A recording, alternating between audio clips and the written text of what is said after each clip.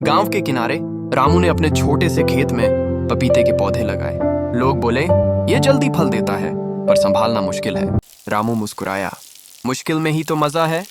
हर सुबह वो पौधों को पानी देता, सूखे पत्ते हटाता और आसमान की तरफ देखकर कहता, बस इस बार साथ देना। कुछ ही महीनों में हरे हरे पपीते तने से लटकने लगे। उसकी आंखों में चमक थी, अब घर की हालत सुधरेगी।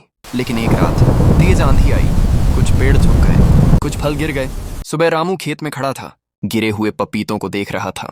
फिर उसने एक सही सलामत पपीता उठाया, धीरे से कहा, अगर एक भी फल बचा है तो उम्मीद भी बची है, जिंदगी भी पपीते जैसी है। धैर्य रखो, मिठास जरूर मिलेगी।